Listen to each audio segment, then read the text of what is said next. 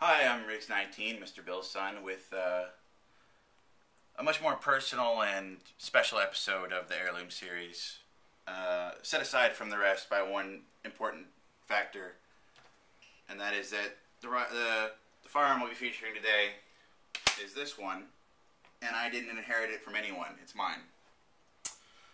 And I believe that this belongs in the Heirloom Series because it will be part of the family firearm collection, and it's going to be passed down to my kids. So this video is going to be about a minute longer than normal because there's a lot more parts on this to cover. Alright, to start with, the only piece of this rifle that's still stock from the factory is the housing for the upper receiver. Just the external parts of the upper receiver. And the bolt catch over here. You've all seen an AR-15 bolt catch. I don't need to show you. The bolt is a factory bolt, but it's not the one that came with the gun, because when I was in Kentucky, I got a nicer high-speed bolt, but before I moved out here to where I live now, I read up on some of the laws, and technically that piece was considered a machine gun part, so I had to get rid of it before I came out to Kentucky and trade it to some jerk for this heavy, unbalanced piece of crap that's in here now. Anyways, it's got a full-length, free-float, 20-inch bull barrel that external diameter is 1 inch, and it takes a long time to heat up, so you actually get several cold-bore shots before your point-of-impact changes. I designed this from the ground up to be accurate in .223 at as long a range as possible. Got a Magpul PRS stock that was a gift from my Uncle Pat, Mr. Bill's brother, Pat. A MIAD, can't remember what that acronym stands for, but MIAD pistol grip, and with the interchangeable front and back straps to make it custom fit for your hand size. I got the fattest one on the front and the fattest one on the back because I have just huge mitts.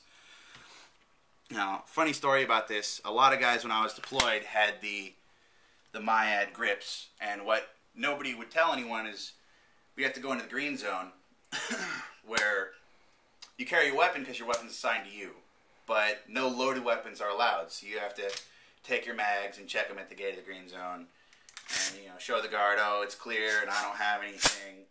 Then you go inside the green zone, all these guys have 3 rounds each in the little storage case of their MIAD pistol grip.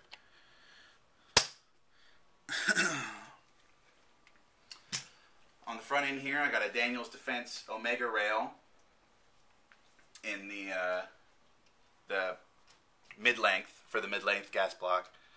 A Command Arms Accessories CAA grip pod, pops right out. The reason I got this was because where I got it at, Knob Creek Ranch in Kentucky, where they do the famous machine gun shoot, the day I bought this, it was actually cheaper than the standard Harris bipod that everyone has. So I was a bit broke after spending everything else I did on this gun. The Leupold scope I got on here is specially designed with all the markings inside the reticule, calibrated for the impact of a certain .223 round. And that was also a gift from my Uncle Pat, Mr. Bill's brother Pat. And I was so broke after putting this rifle together that the best optic I could afford to put on here was an $18 Target Master scope. And I know I broke the cardinal rule of making a rifle, because a gun's only as good as its glass. Let's see what else we got on here. I have an extended charging handle latch right here, made to help charging it with a single hand. Really, when you're at a combat carry with this, all it does is this just digs right into your chest if you're right-handed. And it's right into your breastbone, and it just rubs it raw. Same thing with the super size extended safety that I got. It seemed like a really good idea. You can hear it. It locks in real loud, solid, positive lock-in. But when you're you got it flipped up, it's just fine. It's nice, it's curved, it's out of the way. You flip it down, and that just rides the top of your thumb. Your thumb can't sit where it's supposed to. And if I hadn't gave my original safety away, I would have that back on here right now. So this whole thing is riding on a Yankee Hill lower with a bullet button. Makes California legal. No mag ejection there. You gotta insert a special tool to release the magazine, so it's not a removable magazine. One of the best choices, I think, and the cheapest I made in addition to this rifle, Magpul Enhanced Trigger Guard. Make sure you get the aluminum and not the polymer. Not only does it give you a lot more room if you got big mitts like me, but most importantly, it covers up that gap that just rubs the top of your middle finger raw.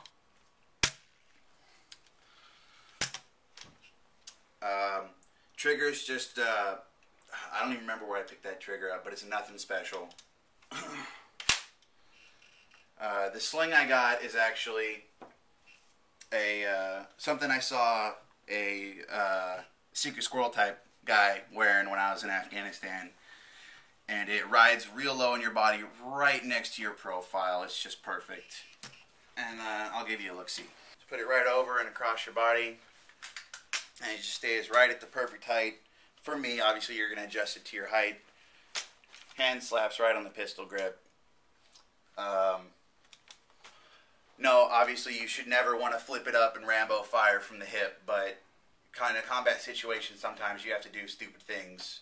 But you should never do that by choice. Always, your shoulder, take target, positive ID, single shot.